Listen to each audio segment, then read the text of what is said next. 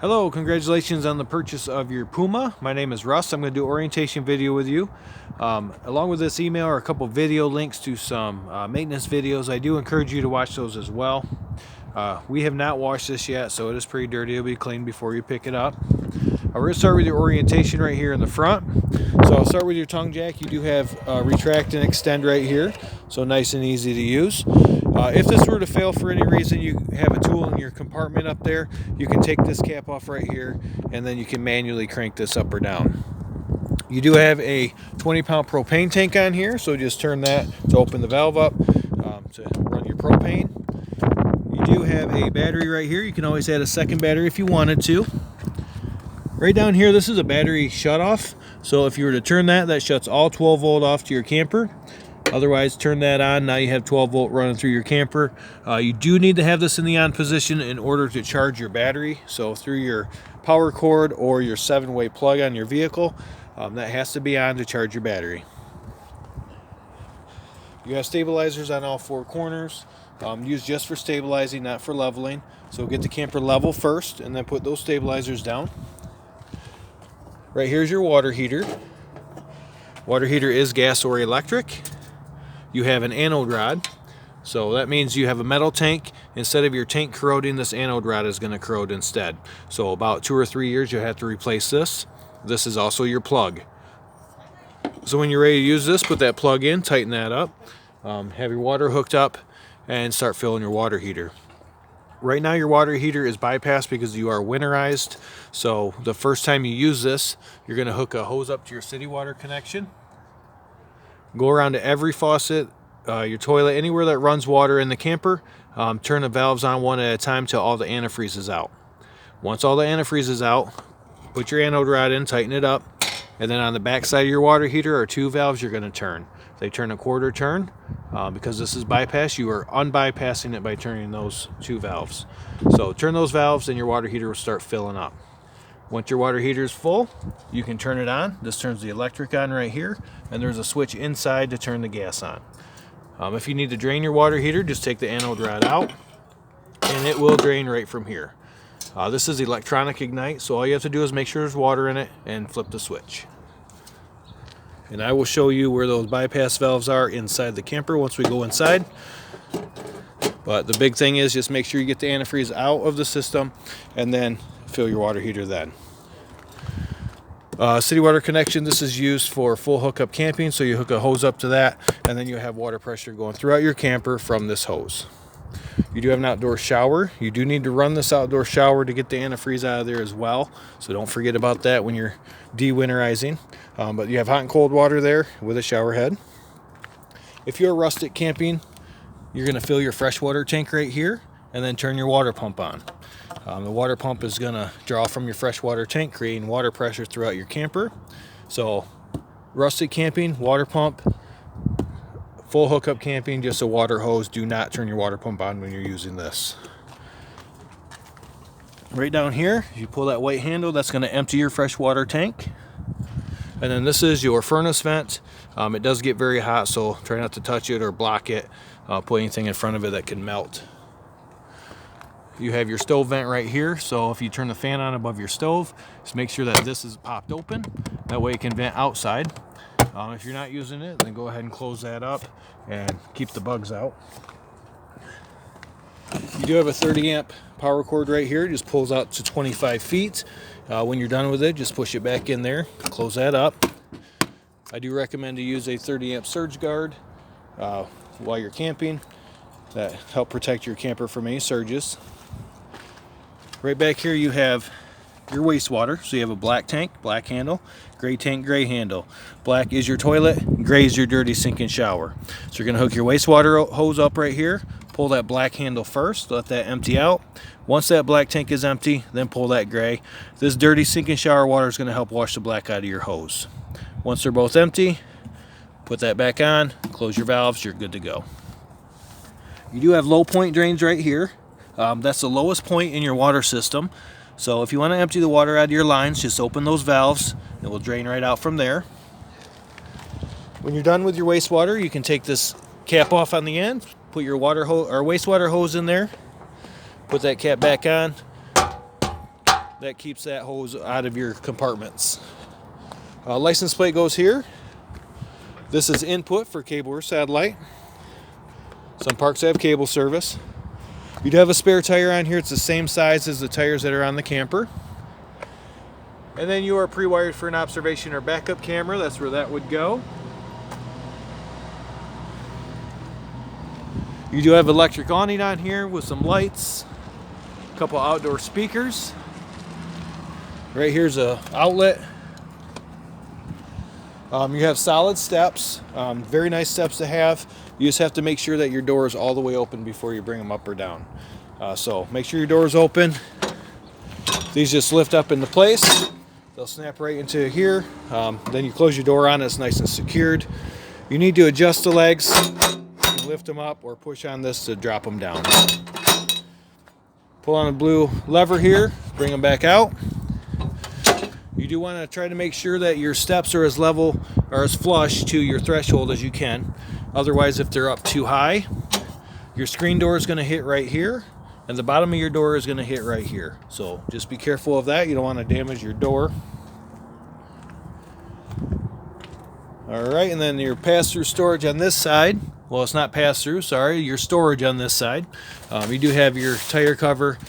You have a freshwater hose, adapter. This tool is for your stabilizers. You do have clips holding your door up, so try not to break that when you close it. And then you are solar ready. So if you have a portable solar panel, you can plug it in here and it will trickle charge your battery. Looks like that's everything on the outside, so we will head inside next. All right, just inside your door you have some switches right here. These are all light switches. So you have your inside light, outside lights. So one's an awning light, the other one's that orange light out there. This is for your awning. So just hold the button down right here, take it out. You have to keep your finger on the button the whole time. Your awning is going to go all the way out. The valance will fall at the end, the extra material, and then I'm going to let go of the button. If I don't let go of the button, the awning is going to keep winding. It's going to come back towards the camper and it's going to wind your awning upside down. Could stretch your awning out, so be careful not to do that. So you do want to pay attention while it's going out. So your valance is kind of stuck there, but you have the blank tube right here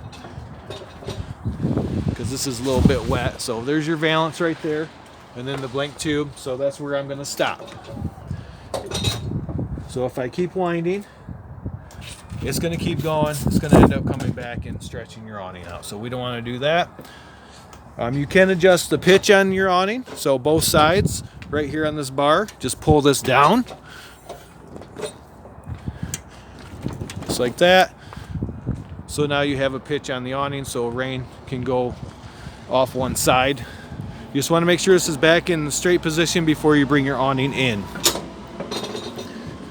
And then to bring it in, just hold the button and it will wind in, and once it hits the camper, it's going to stop right there. And you don't have to do anything else with it. There's nothing to strap it down with. The motors will actually keep it in place while you're traveling. Right down here you have your fire extinguisher. And then on the wall right here you have your thermostat. This is going to be for your furnace. So just flip this on right here. So once you turn your thermostat on, your furnace will turn on. If you want to have it off, go to the off and hear it click. Now you know that it's off. Your furnace will run. It has complete a full cycle before it shuts down, so it'll run a couple minutes after you turn it off. That's normal. That is your furnace right there. We'll head into your bathroom. So your bathroom, you have your toilet right in the back of it. This is going to be where you're flushing it. So halfway back is going to bring water in. All the way back will flush it. Your shower, hot and cold water, pretty self-explanatory there. Right up here you have your vent and your fan. So just crank this up. Turn your fan on here. Just be sure that you put this back down before you travel, or if it's going to rain. Light switch right inside the door, and then this is a motion light that'll turn on and off on its own. You do have a 12-volt refrigerator. So this is going to run off your battery as you're traveling down the road. Your vehicle is going to be charging your battery, so you're not going to lose any charge off your battery, and your food will stay cold. These refrigerators are bigger, they cool down quicker, and they still stay cold longer. So they're nice refrigerators to have. If you're rustic camping, this will drain your battery down pretty quickly. So you may want to consider another battery and maybe the solar panel. But as long as you're plugged in, your battery's going to keep charging and this will keep running. Right down below your refrigerator, you have your fuses and breakers. So regular car style fuses. If a fuse goes out, an LED light will light up next to the bad one, so you can quickly identify it. But otherwise, they are all labeled as well. And you can see the light through that window if one does go out. You have your air conditioner up here. So your controls are right here. We're not plugged in right now, so it's not going to start up for me. But you have air conditioner and fan. So just set whatever you want. And then a little temperature controller right here. You do have filters in here that you can take out, clean, and reuse. Stovetop, you're going to manually light this, but you're just going to put it on high. Use the matches or lighter, light that up. This is your fan right here, so make sure that flap is open on the outside and it can vent out. And then you have a light right here as well. Standard turntable microwave.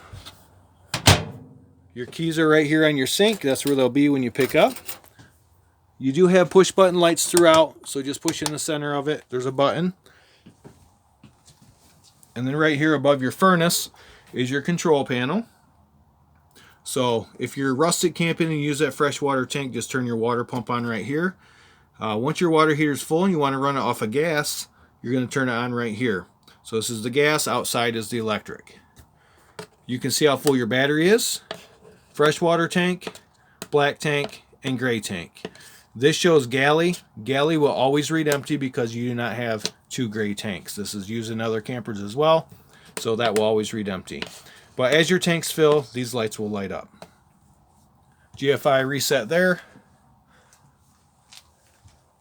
And then right underneath your bed, if you lift your bed up, you have your storage compartment, but also you have your water heater. So that's the back of your water heater right there. So when you're ready to use your water heater, get all the antifreeze out, put your plug in the water heater, and then turn this valve and that valve. They turn 1/4 turn. As long as they're both turned, your water heater will start filling up. Right now it's bypassed, so it's going, even with the lines, it's going around. When you turn them, cold water goes in, hot water comes out. All right, so these are, your bed is held up with these struts here. And then you can have a TV in here, so there's a TV backer in the wall. Use a stud finder, find the right spot, and then your hookups are right here. This green light is for your antenna booster. So make sure that antenna booster is on if you want local channels. If you're connected with cable or satellite, have that turned off. But it has to be on to get local channels. Stereo is right here. Turn that on. You have 2 zones. So right now zone 1 is on. Zone 2 is off.